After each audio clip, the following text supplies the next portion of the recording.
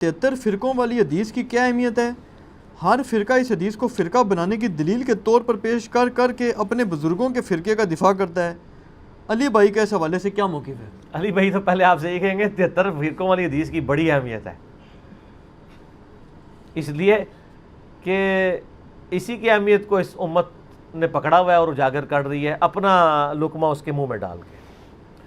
جو 73 فرقوں والی ایک حدیث جو پبلک میں مشہور ہے نا جامع ترمذی کی، وہ تو ضعیف ہے۔ شیخ البانی، شیخ زبیلی ضعیف صاحب دونوں نے اس کو ضعیف کہا ہے۔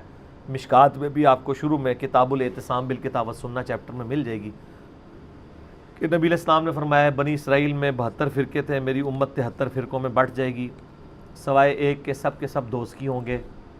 اور پوچھا گیا وہ جنتی گروہ کون سا ہے، تو کہا گیا ما انا علیہ و اصحابی، جس پہ میں اور میرے اصحاب ہیں۔ یہ روایت اصول محدثین پہ سندن ضعیف ہے، البتہ اس کو سپورٹیو ایک صحیح حدیث ہے ابو داؤد کے اندر کہ نبی صلی اللہ علیہ وآلہ وسلم نے فرمایا کہ میری امت کے 72 فرقے دوزخ میں جائیں گے اور صرف ایک جنت میں جائے گا، فرقہ نہیں گروہ، طائفہ منصورہ۔ اور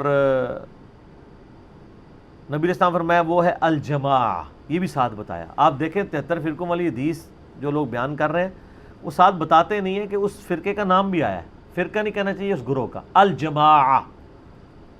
الجماع کس کا نام ہے؟ کسی کا بھی نہیں۔ بریلوی کے الجماع اپنے آپ کو کہتے ہیں، دیوبندی، اہل حدیث، شیعہ، کوئی بھی نہیں کہتا۔ الجماع کا مطلب ہے امت کی مین سٹریم، اجماع امت جو موٹے موٹے عقیدوں کو لے کے چل رہی ہے۔ اور آپ علیہ السلام فرمایا کہ میری امت میں ایسے یعنی فرقے پیدا ہوں گے جیسے باولا کتا کسی کو کاٹ جائے اور اس کا اثر ایک ایک رگ و ریشے میں داخل ہو جائے، اس طرح میری امت میں بدعت پھیلے گی۔ اچھا، نبی علیہ السلام نے بھی دیکھا ہے کہ یہ کتے کی مثال دی ہے۔ مجھے بتائیں کہ یہ کسی گروہ میں بدعت کا پھیلنا جس باولے کتے کے کاٹنے سے ہوگا، نبی علیہ السلام فرمایا وہ کتا کوئی ہاکی کا پلیئر ہوگا، کرکٹ کا پلیئر ہوگا، یا کوئی مولوی ہوگا؟ ظاہر ہے مولوی کسٹوڈین ہے نا، عقائد کا کسٹوڈین کون ہے؟ مولوی۔ تو علماء کو نبی اسلام نے، علماء سو کو کیا فرمایا؟ کتا، اور باولا کتا، پاگل کتا۔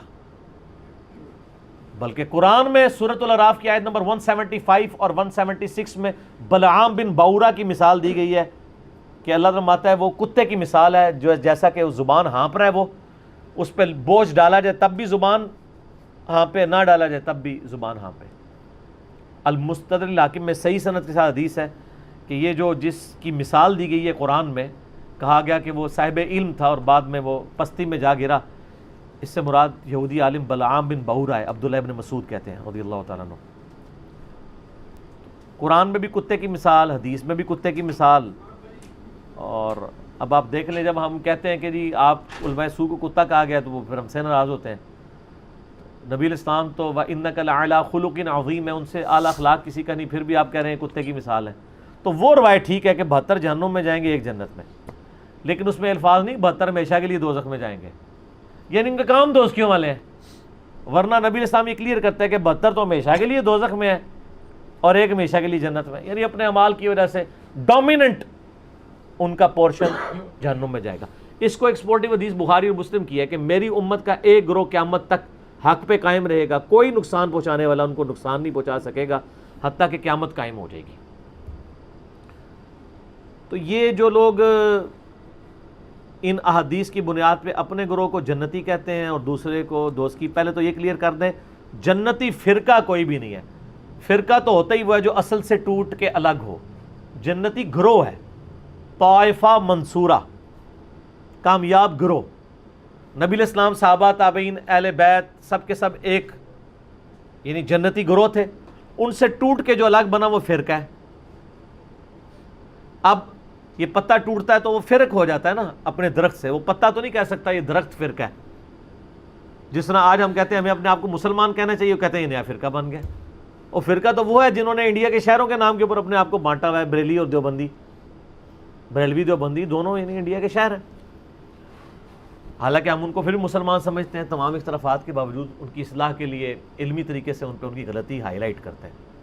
73 فرقوں والی حدیث اس والا جو پورشن ابو داؤد کا ہے وہ بالکل ٹھیک ہے، اور اس کا فہم میں جو سمجھتا ہوں وہ میں آپ کو بعد میں بتاؤں گا. پہلے میں وہ وسوسہ اس میں کلیئر کر دوں کہ ہر گروہ یہ کہتے ہیں ہم جنتی دوسرے دوست کی، تو اس سے آپ کو یہ بات پتہ چل جانی چاہیے کہ اس کا سلوشن کسی کے پاس بھی نہیں ہے. کیونکہ بریلوی اگر اپنے آپ کو طائفہ منصورہ کہتے ہیں، باقی سب کو کہتے ہیں وہ دوست کی ہیں، تو پھر آپ خود سمجھ لیں.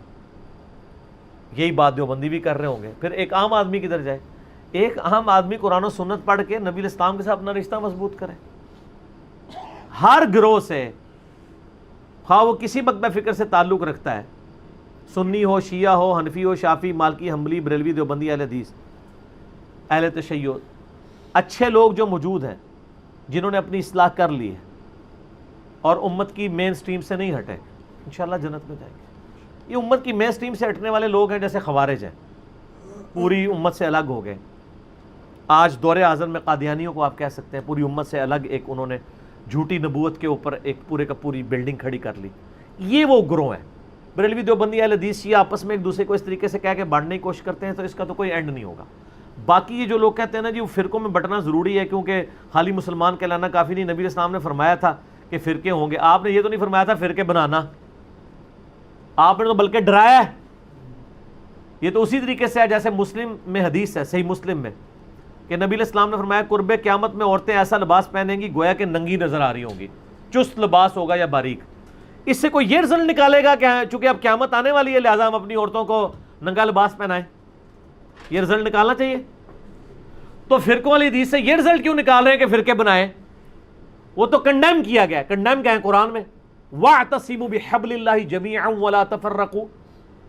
اللہ کی رسی قرآن کو مضبوطی سے تھام لو، فرقوں میں مت بٹو. قرآن جب منع کر رہا ہے فرقے بنانے سے تو حدیث میں تو صرف خبر ہے، حکم نہیں ہے.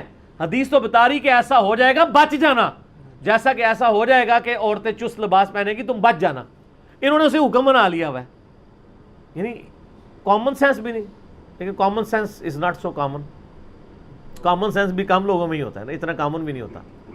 اور آپ دیکھیں فرقہ واریت کا عفریت اور جن اور بدعت اتنی خطرناک چیز ہے کہ یہ شوگر کوٹڈ کر کے ہر مسلمان نے جو ہے نا وہ استعمال کر لی ہوئی ہے. اور اس کے اوپر کبھی اس آیت پہ کسی نے نہیں عمل کرنا، وَاعْتَصِمُوا بِحَبْلِ اللَّهِ جَمِيعًا وَلَا تَفَرَّقُوا. اور اس سے سخت آیت جو اپنے منہج پہ ہم نے لکھی ہوئی ہے، ان الذین فرقوا دینہم وکانوا شیعا لست منہم فی شیء. بے شک جنہوں نے دین میں فرقے بنا لیے اور اپنے آپ کو گروہوں میں بانٹ لیا، اے نبی آپ کا ان سے کوئی تعلق ہی نہیں ہے. انما امرہم الی اللہ، ان کا معاملہ اللہ کے سپرد ہے، اللہ ان کو بتا دے گا جو دنیا میں انہوں نے کرتوت کیے تھے. کتنی سخت آیت ہے، سورۃ الانعام آیت نمبر 159. اس پہ کسی نے عمل نہیں کرنا. آج تک آپ نے یہ تو سنا ہوگا جشن دیوبند کانفرنس سنی ہے نا، عظمت اہل حدیث کانفرنس، 100 سالہ جشن اعلی حضرت سنے. آج تک آپ نے کبھی سنی ہے مسلمان کانفرنس یا مسلم کانفرنس؟ نہیں، کوئی بھی کرنے کے لیے تیار نہیں ہے. ان چیزوں کو فخریہ کرتے ہیں. اور جو اللہ نے ہمارا نام رکھا تھا ہوا سماکم المسلمین من قبل وفی ھذا، اللہ نے تمہارا نام مسلم رکھا تھا اس قرآن سے پہلے ابراہیم علیہ السلام نے رکھا، اللہ نے اس قرآن میں انڈورس کر دیا. آپ کسی کو جا کے نا میں مسلم ہوں ایسے دیکھنا شروع ہو جائے گا، میں کافر ہوں. آپ کسی بریلویوں کی مسجد میں جا کے نا میں بریلوی ہوں، کہیں ماشاءاللہ. آپ کہیں دیوبندی ہوں، تھوڑا سا منہ چڑھائے گا لیکن کہے گا ہاں دیوبندی بھی ایک فرقہ ہے، وہ فلاں جگہ ان کی مسجدیں ہیں. اہل حدیث بھی ایک فرقہ ہے، ٹھیک ہے آپ نے اگر اہل حدیث ہیں تو آپ اس مسجد میں چلے جائیں. لیکن اگر آپ جا کے کہہ دیں خدا نہ خواستہ کہ میں مسلم ہوں، مسلمان ہوں، تو اس کے چہرے کا رنگ فق ہو جائے گا، وہ سمجھے گا آپ نے اس کو گالی دے دی ہے. اس سے بڑی کیا لعنت پڑ سکتی تھی کہ مسلم نام سے آپ چڑھ جائیں، جو ہمارا فخر تھا. ما کان ابراہیم یہودی ولا نصرانی، ابراہیم نہ تو یہودی تھے نہ نصرانی تھے. ولکن کان حنیفا مسلما وما کان من المشرکین، بلکہ وہ تو حنیفہ تھے، سب سے ٹوٹ کے ایک اللہ کے ہو جانے والے. وہ مشرک نہیں تھے اور مسلم تھے، سر تسلیم خم کرنے والے. یہ آج ہمارے لیے مصیبت بن گئی ہے. ہم جب لوگوں کو بتاتے ہیں لوگ پریشان ہو جاتے ہیں، پھر ہم ان کو پھکی دیتے ہیں. صحیح مسلم میں ایک حدیث ہے کہ قرب قیامت میں جب دجال آئے گا نا تو الٹیمیٹلی یہودیوں کے خلاف جب مسلمان قتال کریں گے تو اللہ کے نبی علیہ السلام فرماتے ہیں اگر یہودی کسی پتھر کے پیچھے بھی چھپا ہوگا نا تو وہ پتھر بھی بول کے کہے گا ایھا المسلم، اے مسلم میرے پیچھے یہودی اسے قتل کر دے، سوائے ایک درخت کے غرقت جو یہودیوں کو پناہ دے گا، کیونکہ وہ یہودیوں کا درخت ہے جس کی کاشت انہوں نے بہت زیادہ کی ہوئی ہے. میرا یوٹیوب پہ غرقت کے اوپر ایک کلپ بھی ریکارڈڈ ہے. میں یہ کہتا ہوں کہ اگر آج کے بریلوی دیوبندی اہل حدیث شیعہ کو پتھر کے پیچھے سے یہ آواز آ جائے اے مسلم، تو ہو سکتا ہے یہ کہ پیچھے کوئی انجینئر صاحب کی ویڈیو چل پڑی ہے. انہوں نے تو مڑ کے بھی نہیں دیکھنا جب تک انہیں یہ نہ کہا جائے کہ اے بریلوی، اے دیوبندی، اے اہل حدیث.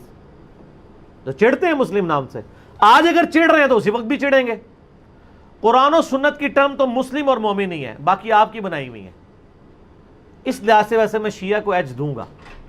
شیعہ اپنے ساتھیوں کے لیے مومنین کی ٹرم استعمال کرتے ہیں، سنی اپنے ساتھیوں کے لیے مسلمین کی ٹرم نہیں یوز کرتے ہیں. کہتے ہیں نا مومن، مومنین، وہ ٹرم قرآن سے لے رہے ہوتے ہیں. تو سر سنیوں، میں نہیں کہتا آپ اپنے آپ کو مومنین کہیں، ان سے فرق تو آپ نے کرنا ہے، وہ جبلت میں ہے ان کی بھی اور ہماری بھی. ہماری سے مراد آپ لوگوں کی، میں تو دونوں سے باہر ہوں، مسلمان ہوں. وہ مومنین کہتے ہیں، آپ مسلمین کہہ لیا کریں، لیکن ٹرمز تو قرآن کی استعمال کریں، حدیث کی استعمال کریں. قرآن و سنت میں تو ٹرم یہی ہے. صحیح مسلم میں حدیث ہے کہ ہفتے میں ایک دن کا غسل کرنا ہر مسلم کے اوپر واجب ہے، جس میں اپنے جسم کا میل دور کرے. کسی بھی دن کر سکتا ہے، جمعے دن کر لے، افضل ہے جمعے کے علاوہ بھی کر سکتا ہے. وہ ظاہر کرتے ہی ہیں مسلمان. تو مسلم، وہاں بھی ٹرم مسلم ہے، یہاں مسلم نام سے لوگ چڑھتے ہیں. اچھا علی بھائی، آپ کی اس بات سے نا وہ مجھے ایک بات یاد آ گئی، اگر اجازت دیں جی، تاکہ یہ ایشو کور ہو جائے. آپ نے فقی کی ایشو بات تو کی، قیامت تک نہیں کور ہونا ہے جن کے نہیں یہ ہونے. اسپیسیفک یہ ایشو کور ہو جائے نا. ایک بہت بڑے وکیل اناف ہیں، وہ نام نہیں لینا، نہیں نام نہیں میں لیتا، میں بس وہ اسی وکیل سے اناف ہی کہا کہ آپ نے ان کا نام لے دیا، بڑے لیکن وکیل باقی اناف ہیں نام اور بہت بڑے. ہاں جی، وہ وکیل اناف وہ ہیں جن کو میں نے G10 کی مسجد میں آج سے 7-8 سال پہلے سنا کہ جنت میں صرف دیوبندی جائیں گے، یہ الفاظ تھے. اچھا، وہ وکیل اناف جو ہیں انہوں نے آج کل ایک دورہ مسائل کرایا کچھ عرصہ پہلے، اس میں انہوں نے غالباً اسپیسیفکلی آپ کو فقی دی ہے. یہ مسلم والی جی، بات میرا ہے. اس کے اوپر جواب آ چکا ہے. اچھا، جی جی جی، انہوں نے کہا جی کہ میں مسلم کیوں ہوا. جی ایک طرف وکیل اناف کی تصویر ہے، دوسری طرف مولانا طارق جمیل صاحب کی سینٹر میں میری، وہ کلپ ریکارڈ ہو نہیں، چکا وہ ہے. جو انہوں نے فقی دی اس کا بھی جواب دیا آپ نے. جی، فقی کا انہوں بھی نے کہا جواب. جی میں اگر آپ سے یہ پوچھوں جی، آپ ایشیا کے باشندے ہیں، کدھر کے ہیں؟ میں انہوں نے اتھے چھٹے ہیں نا کہ وہ یاد کرن انہوں نے گے. کہا اب یہ کوئی نہیں کہتے. جی جی، سارا جواب آ چکا ہے. وہ سوال آپ سے پہلے ہی آ چکا تھا. اچھا، یہ سوال اسی طرح پڑھا گیا ہے کہ آپ یہ کہیں گے فلاں جگہ فلاں جگہ فلاں جگہ.